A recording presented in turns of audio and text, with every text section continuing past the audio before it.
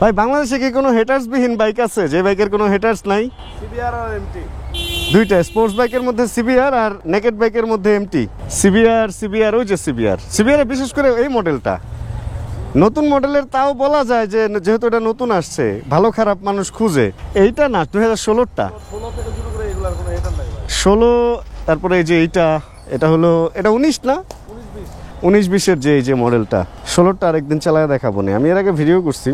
এই বাইকটা স্পোর্টস বাইকের মধ্যে এই মডেলে আসলে হেটার্স নাই, মানে যারা চালায় এটা অনেক পছন্দ করে চালায়, নো কন্ট্রোভার্সি, প্রাইস নিয়ে কারো কোনো মানে অভিযোগ নাই, কিচ্ছু নাই। ঠিক ওরকম ইয়ামাহা ব্র্যান্ডের, আচ্ছা এটা নিয়ে আরেকদিন কথা হবে। এটা কি রে, কিউজে মোটর, এটা নিয়ে আরেকদিনই কথা হবে।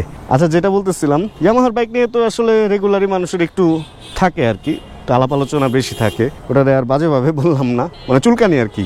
না এটা তো ইয়ামাহার বাইক নিয়ে মানুষের চুলকানি না, ইয়ামাহার চুলকানি মনে হয় কোম্পানির সাথে মনে হয় বেশি। ইয়ামাহা যারা ইম্পোর্ট করে তাদের সাথে চুলকানি বেশি। এই বাইকটা আনঅফিশিয়াল। অ্যাকচুয়ালি এই বাইকটা নিয়ে কি এর কি কোনো হেটার্স আছে?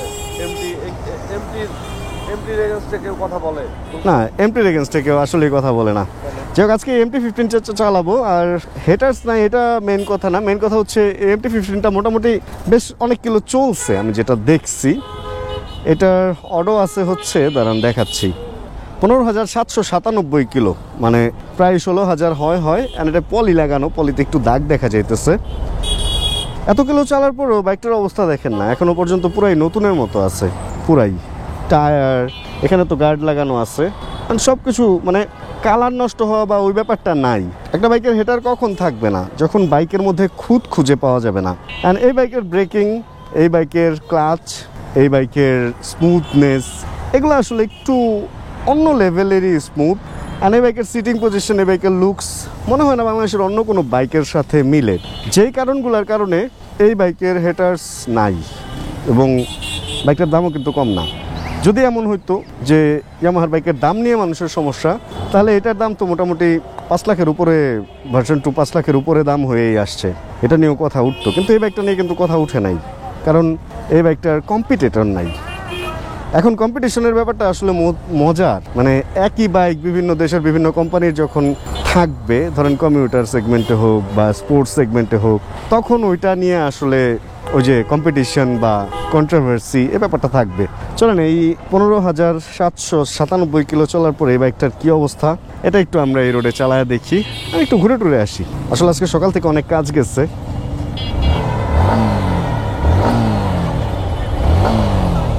ইন্টারেস্টিং একটা ম্যাটার আছে এমটিতে, কিলোমিটার যত বাড়বে বাইকটা অত স্মুথ হতে থাকবে। এইটার চটল আমারটার চেয়ে ভালো খেলতেছে, কারণ হচ্ছে এটা 15,000 কিলো হয়েছে, আর আমারটা 5,000ও হয় নাই। আসলে 5 থেকে 7,000 কিলো লাগে একটা বাইকের ইঞ্জিন ফ্রি হইতে, আর আমারটার ইঞ্জিন এখনো টোটাল ফ্রি হয় নাই। এইবারের ইঞ্জিন অয়েলটা ফেললে তারপরে গিয়ে হয়তো আমি পারফরমেন্স পাওয়া শুরু করব। একটা নতুন বাইক প্রথম 6,000-এ আপনি পারফরমেন্স পাবেন না, এটা নর্মাল। ভাই তাহলে আমি একটু যাই, চলেন তাহলে আমরা এবার ঘুরতে ঘুরতে কথা বলি। এটা অনেক লাইট ওয়েটও লাগতেছে, মানে সবকিছু অনেক ফ্রি, তো খুব স্মুথলি হ্যান্ডেল হইতেছে ব্যাপারটা। বিসমিল্লাহির রহমানির রহিম। সিটিং পজিশন কিরকম যেন আলাদা মনে হইতেছে, মনে হয় যে আমারটার আসলে পার একটু সামনে দিয়ে বসতে হবে, এরকম মনে হইতেছে আমার কাছে। এরকম হয় হঠাৎ করে সেম বাইক অন্য আরেকটা ইউনিটে যদি আপনি উঠে বসেন, তাহলে এটা একটু আপনার কাছে ডিফারেন্ট লাগবে, এটা স্বাভাবিক। আরে ভাই, আচ্ছা শুনেন না, রিসেন্ট আমাকে একটা ভাই কমেন্ট করছে, অ্যান্ড কমেন্টটা ওনার চোখে যেটা লাগছে উনি ওটাই বলতেছে যে ভাইয়া আপনি 60 ফিট আগারগা এদিক দিয়ে ঘুরেন, এই কন্টেন্টগুলাই শেয়ার করেন, লং ট্যুর দিচ্ছেন না, একই জায়গা আসলে কেমনে কি? এটা আমি স্বীকার করি, আমি যখন উত্তরাও থাকতাম তখন উত্তরা বা 300 ফিট এই সমস্ত জায়গায় আমার বেশি চলাচল ছিল। আর ওই কি অবস্থা, এটার পেছন থেকে কে যেন মেরে দিছে। আচ্ছা যেটা বলতেছিলাম, যখন উত্তরায় ঘুরতাম তখন উত্তরার কন্টেন্টগুলো আমি বেশি বানাইতাম, আর তখনও এই ধরনের কমেন্ট আসতো। মেনলি আসলে আমার না রাস্তা ফোকাস না, আমি যখন ভিডিও বানাই রাস্তায় কি হইতেছে না হইতেছে, দেখেন এই কি অবস্থা বলে এই গাড়ি সম্পর্কে আমার মতামত শেষ। অ্যাক্সিডেন্ট হয়েছে কেমনে হয়েছে এটা যা আমি জিজ্ঞেস যদি করতাম, তাহলে হয়তো আমার ভিডিও অনেক ভিউ হইতো, ওনার ইটে নিতাম যে আসলে আপনার দোষ ছিল না কার দোষ ছিল, হ্যাঁ অনেক ভিউ পাইতাম। বাট ওইটা আমার কাজ না। আমার কাজ ডেলি লাইফে আমি যেখানে যাই যা করি, ওর মধ্যে বাইকে যেই সেগমেন্টটা থাকে, যেই পার্টটুকু আমি বাইকে থাকি, ওইটা আপনাদের সাথে শেয়ার করি। এটা লাস্ট 6 বছর ধরে আমি করতেছি, আর এটাই আমার ভিডিওর মেইন কাজ। এর বাইরে আমি অন্য ভিডিও নিয়ে কাজ করতেছি না, কারণ লাইফে আরো অনেক কিছুই করি। আমি অনেকের সাথেই ঘুরি, অনেকের সাথে খাই দাই, ঘুমাই, গোসল করি, অ্যান্ড এগুলা তো আসলে ভিডিওতে দেখানোর জিনিস না। যেটা বলতেছি যে আসলে আমার ভিডিওতে অতটুকুই দেখায় যতটুকু আমার লাইফে বাইকের পার্ট থাকে। আর আজকে এমটিটা চালাইতেছি, এই জন্য এমটিটাই দেখাইতেছি। রাস্তায় কি ঘটতেছে না ঘটতেছে, এই রাস্তা কালকে দেখাইছি কিনা এগুলো নিয়ে আমি চিন্তা করি না। অ্যান্ড ট্যুরের যে ব্যাপারটা, আমি প্রথম দিকেও ট্যুর করতাম না, মাঝখানে আমি বেশ কিছুদিন ট্যুর করছি, অ্যান্ড এখন আবার একটু ট্যুর বন্ধ আছে, কারণ হচ্ছে আমার মা অসুস্থ। অ্যান্ড আমি চাই না যে মাকে ঢাকায় এভাবে রেখে আমি ঢাকার বাইরে যাই এবং একটা হাসপাতালে নেওয়া লাগলে বা কিছু লাগলে দেখা যায় যে আমি ওই ঢাকার বাইরে পড়ে থাকি, আর এখানে মাকে হাসপাতালে নেওয়ার জন্য হয়তো অন্য কাউকে আমার ফোন দিতে হইতেছে। এই জিনিসটা আমি চাই না, এই জন্য আমি ঢাকার বাইরে যাচ্ছি না। এই স্মুথ আছে তো, দেখেন না, আমার কাছে আমারটার চেয়ে এটার স্মুথ লাগতেছে, আর লাগা স্বাভাবিক, কারণ এটার কিলোমিটারটা খুব সুন্দর জায়গা আছে। একটা বাইকের তিনটা বয়স আছে, তিনটা বয়স। এক হচ্ছে কৈশোরকাল বা শৈশব, এক হচ্ছে যৌবনকাল, আর এক হচ্ছে বার্ধক্য। এখন প্রথম যেই কালটা, এটা হচ্ছে প্রথম 1 কিলো থেকে শুরু করে 6000 কিলো পর্যন্ত, 6000 কিলো পর্যন্ত এটার একটা শিশুকাল থাকে। এই টাইমটা বাইকটার একটু যত্নে রাখতে হয়। মানে এই টাইমটা আপনি বাইকটারে যেভাবে ফুড দিবেন, মানুষের যেমন ছোটোবেলায় যদি সুষম খাদ্য খাবার খাওয়ানো হয়, তাহলে বড় হলেও সে স্ট্রং একটা মানুষ হয়। ঠিক ওরকম বাইকে প্রথম 6000 কিলো আপনি যদি ঠিকমতো মেনটেইন করেন, ভালো ইঞ্জিন অয়েল সব কিছু দিয়ে ভালো ফুয়েল দিয়ে চালান এবং স্মুথলি আস্তে ধীরে চালান, বুঝে চালান ব্রেক ইন পিরিয়ডের মতো করে, তাহলে যৌবনকালটা বাইকের অনেক সুন্দর হবে। সে ওই টাইমে খেলবে ভালো।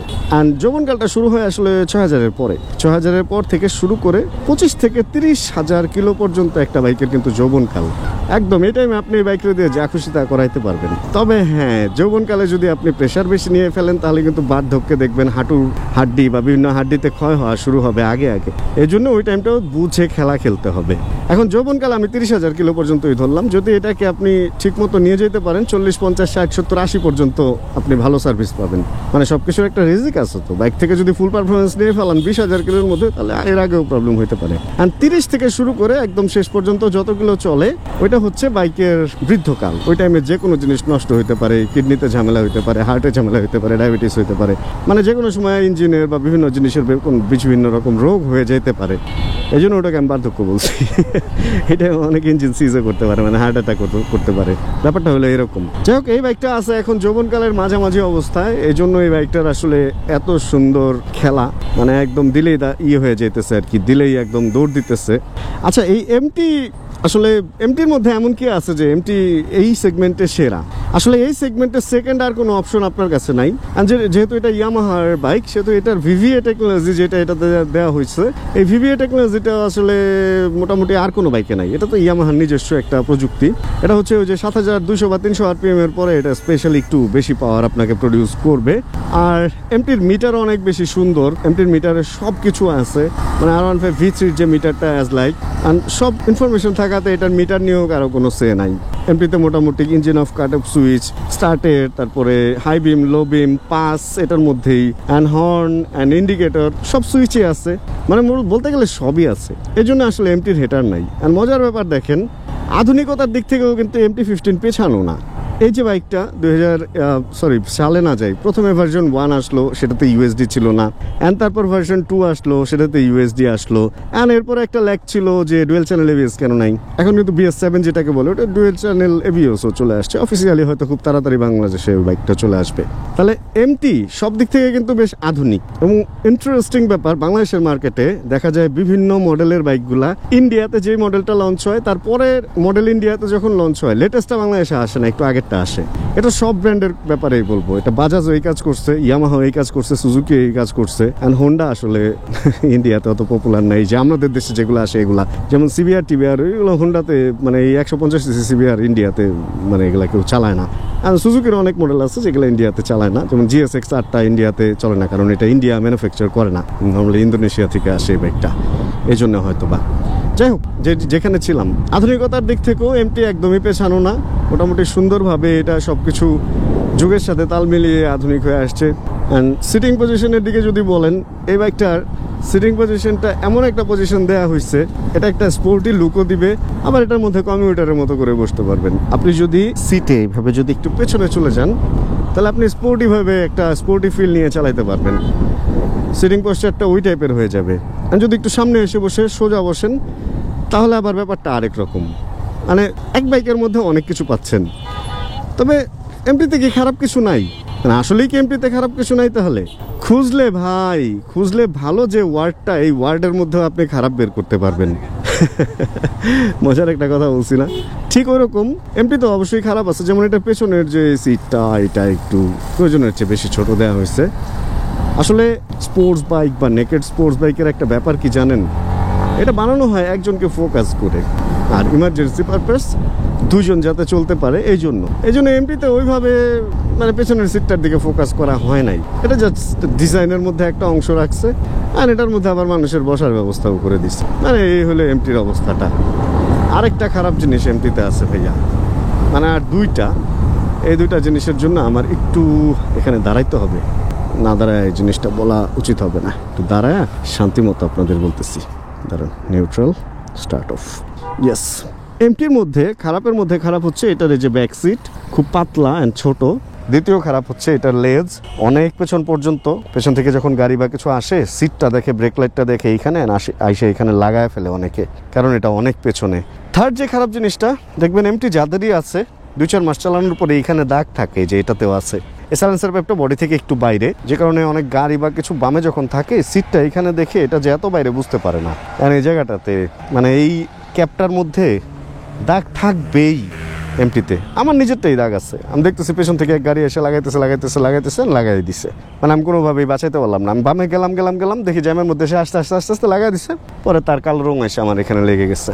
আর লুকস দেখছেন ভাই, এরকম লুকসের একটা বাইক, এটার শত্রু কিভাবে থাকে বলেন? সব দিক থেকে স্বয়ংসম্পূর্ণ একটা বাইক। মানে আই লাভ এমটি। এমটির মাইলেজ নিয়ে আর কি বলবো বলেন, 40-45-এর উপরে সবসময় থাকে। আমি কখনো 45-এর নিচে মনে হয় নামাইতে পারি নাই, আর উপরে 50-56 এরকম নাকি এটা পাচ্ছে অনেকে। আমি তো লং যাচ্ছি না, এজন্য আমি বলতে পারতেছি না। মাইলেজ ভালো। ইয়ামাহার একটা ব্যাপার ভালো হচ্ছে, তেল একটু ভালো হোক খারাপ হোক, ইয়ামাহার বাইক তেলের জন্য কখনো আপনাকে রাস্তায় বিপদে ফেলবে না। অন্যান্য ব্র্যান্ডের ব্যাপার আর না বললাম, অনেক ব্র্যান্ড আছে যেগুলো তেলের জন্য আপনাকে বিপদে ফেলবে। স্টিকার লাগানো ছিল এখানে, কিন্তু ইয়ামাহার এফআই টেকনোলজিটা আসলে এমনভাবেই করা হয়েছে, বাংলাদেশের তেল মোটামুটি একটু ভালো খারাপ হয়তো ওগুলাতে মোটামুটি চলাফেরা খাওয়া যায়। আর লিকুইড কুল কি নাই বাইকটাতে, সবই আছে, সাথে লুকসও আছে। এই জন্যই আসলে এমটি সেরা। চলেন আবার রাইডে যাই। ও আচ্ছা, একটা ব্যাপার তো আমি একটু স্কিপ করে গেছি। এই বাইকটাতে কিন্তু বেশ মডিফিকেশন করা যায়। এই বাইকটার অনেক মডিফিকেশন করার পার্টসও অ্যাভেলেবেল আছে। এটার মধ্যে এটা লাগানো আছে, আরও কিছু জিনিস এদিকেও ছিল। মাথাটাতে অনেক কিছু লাগানো যায়। এখানে একটা বড় এরকম হ্যান্ডেলের সামনে একটা গার্ড টাইপের, কেসিং টাইপের লাগানো যায়। এরকম বেশ কিছু ব্যাপার স্যাপার আছে। ইসের গার্ড, এটার কি বলে জানো ভাই? বলেন আপনারা, কমেন্ট করেন প্লিজ। রেডিয়েটর গার্ড পাওয়া যায়। এইখানে লাগানোর কিছু ব্যাপার স্যাপার আছে। এটার মধ্যে অনেক কিছু লাগানো ছিল, কিন্তু আসলে স্টক পার্টস এটা বিক্রির জন্য আনছে বাইক ফেরি, আপনারা চাইলে এটা কিনতে পারবেন। অ্যান্ড স্টক পার্টস আসলে লাগানো অবস্থায় বিক্রি করতে হয়, এই জন্য এটাকে অনেক কিছু স্টক করে ফেলা হয়েছে। এগুলো আফটার মার্কেট আছে এখনো পর্যন্ত। ব্রেক, ক্লাচ সবই আফটার মার্কেট পাওয়া যায়। মানে যারা মডিফিকেশন লাইক করে তারাও আসলে এই বাইকটা অনেক বেশি পছন্দ করে, কারণ এই বাইকটার অপশন অনেক, মডিফিকেশনের পার্টস অনেক কিছু পাওয়া যায় এটার জন্য। তারপর হচ্ছে এটার কভার অ্যান্ড সব কিছু এইখানে লাগানো যায় দেখছি। Yamaha R15 V3 and MT-15, এই দুইটা বাইকের মধ্যে যদি কেউ মডিফিকেশন করতে চায় তাহলে মোটামুটি 2-4 লাখ টাকার মডিফিকেশন মনে হয় করতে পারবে। কারণ এই যে ইগুলো আছে, ডিস্কগুলো আছে, ব্রেকের ক্যালিপারগুলো আছে, একদম হোস পাইপ থেকে শুরু করে সব কিছু চেঞ্জ করে আফটার মার্কেট অনেক কিছুই পাওয়া যায়। যদিও যেটা স্টক দেওয়া আছে এটা গুড, বাট তারপরে অনেকে আছে না, খরচ করে আর কি তখন। ও ওয়াও, কি অবস্থা? ভালো? নাম কি তোমার? জিসান। স্টান্ট করো নাকি? ও ওয়াও, যাক যাক, ভাল লাগলো। ওইটা কিসের? ওই যে পেঁচানো হ্যান্ডেলে, মানে ঘামটা মোছার জন্য? ও ভাই, আজকে বেরোই, একটা শ্যুট করতেছিলাম, বের হই। হ্যাঁ, দেখা হবে জিসান ভাইয়া। হ্যাঁ, ও হ্যাঁ, ভিডিওতে আছো তুমি। ওকে ভাই, আল্লাহ হাফিজ। খুব ভালো লাগে যখন এরকম সাবস্ক্রাইবারদের সাথে হঠাৎ করে দেখা হয়ে যায়। আর আরও বেশি ভালো লাগে যখন হচ্ছে সাইকেল চালায় এরকম কারোর সাথে দেখা হয়, কারণ আমিও বাইক চালানোর আগে সাইকেল চালাইতাম, অ্যান্ড সাইকেল থেকে আসলে বাইকের প্রতি পছন্দটা আসছে।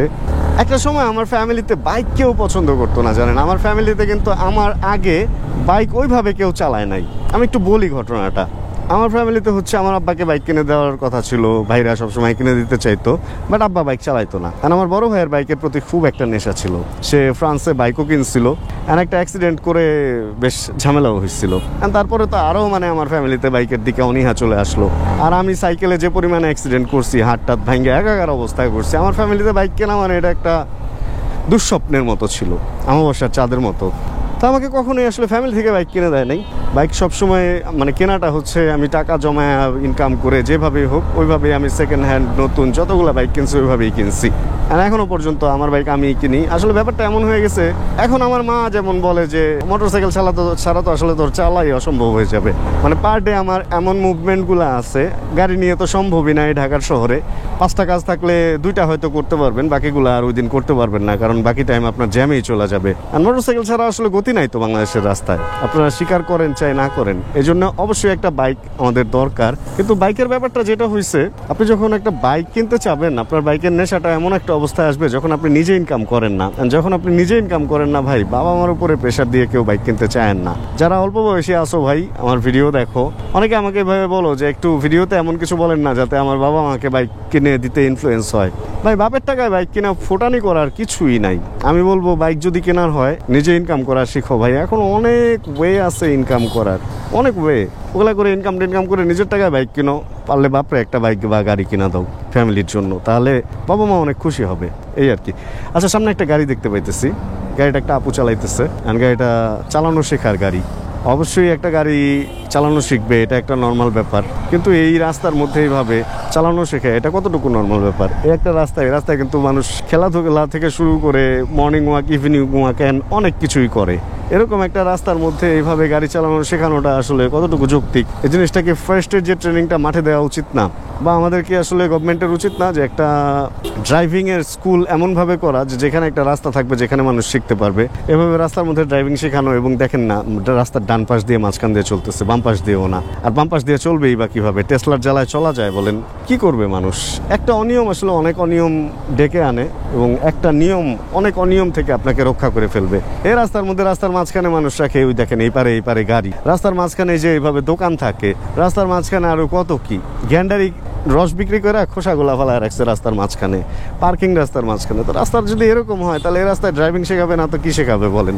ড্রাইভিং আরো যে স্টান্ট যে শেখাইতেছে না, এটা তো অনেক কিছু।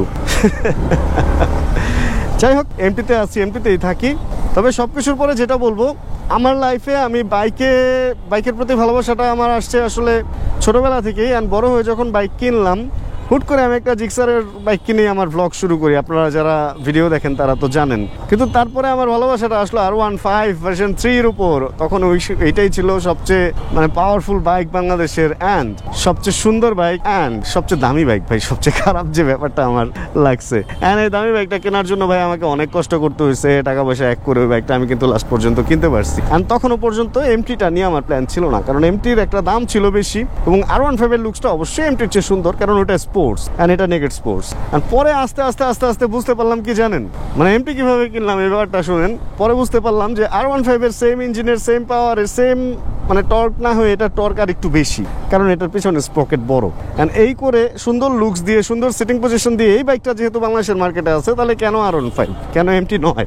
অ্যান্ড আস্তে আস্তে ধীরে ধীরে R15 থেকে বের হয়ে দেন চলে আসলাম MT-15-এ। মানে MT-15টা এই পর্যন্ত হচ্ছে আমার লাস্ট বাইক। এখনো পর্যন্ত সবচেয়ে লাস্টে একটা বাইক আমি কিনছি, যেটা নিয়ে হচ্ছে মোটামুটি আমি চিন্তা করতে পারি যে এই বাইকটা আমি আরো অনেকদিন চালাবো, সেই বাইকটা হচ্ছে MT-15। আর সবচেয়ে মজার ব্যাপার, MT-15-এর ভিডিও করলে কেউ বাজে কমেন্ট করে না, কারণ এই বাইকের হেটার্স নাই। এটা হচ্ছে একটা মজার ব্যাপার, এই জন্য এমটি চালাইতেও ভালো লাগে। অ্যান্ড এখানে আমার একটা গ্রুপ আছে, এই যে ওরা আমাকে অবশ্য নতুন বাইকে চিনবে না, বাট এই গ্রুপটা আমার অনেক বেশি পছন্দের। ওরা হচ্ছে এখানে বিকালবেলা স্টান্ট প্র্যাকটিস করে, অ্যান্ড সবাই একসাথে আড্ডা টাড্ডা দেয়। আজকে কিছু একটা মনে হয় আলাপ আলোচনা করতেছে। এই চিনা ফেলছে রে, আমি বলতেছিলাম যে চিনবে না, বাট চিনা ফেলছে। কি অবস্থা? এই যে ভালো। আর বাকিরা কই? হ্যাঁ, কি অবস্থা ভাইয়া? ওয়ালাইকুম আসসালাম। হ্যাঁ হ্যাঁ, অনেক লম্বা দেখা যাইতেছে। ভাই এদিকে ভাই কি মনে করে ভাই, অনেকদিন ধরে ভাই আপনার সাথে দেখা করার খুব ইচ্ছা। এই কি খবর? আরে আমার মেয়ে ফ্যানও আছে। মজা করলাম। যে ওরা এখানে স্টান্ট প্র্যাকটিস করে, জায়গাটা অনেক সুন্দর, ভালো, সেফ। ভালোই লাগে, ওদের সাথে সময় কাটাতে ভালো লাগে। দাঁড়াও ক্যামেরা অফ করে নেই। ওকে ঠিক আছে ভাই। হ্যাঁ আর কিছু বলবা? Camera on. আর কিছু বলতে চাও তুমি? আর কিছু বলতে চাও ক্যামেরা অন অবস্থায়? Subscribe to bike lover bachelor. আর তোমার চ্যানেলে কয়ে দিও কিন্তু, তাহলে একটু কাইটা দিব। সাবস্ক্রাইব করে দিবেন।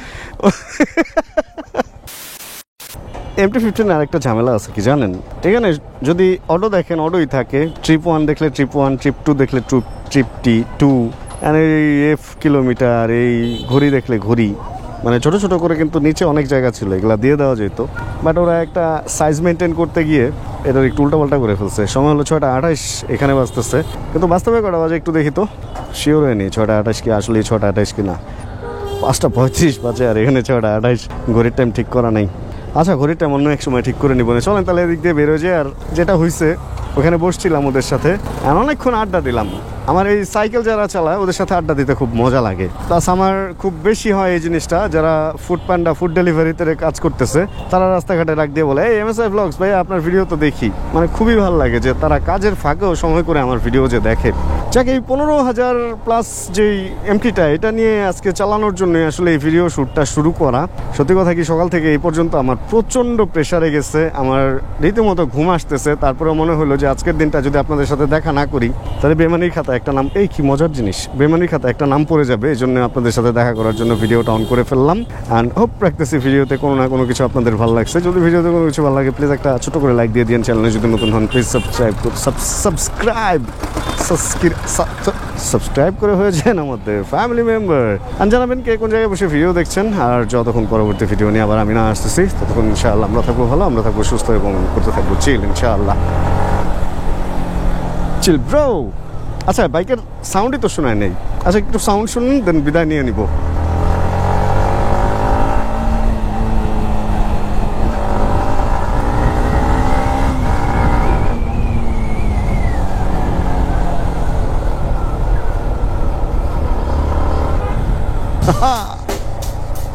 Chill bro. Check the mic and make sure it sound right, boys.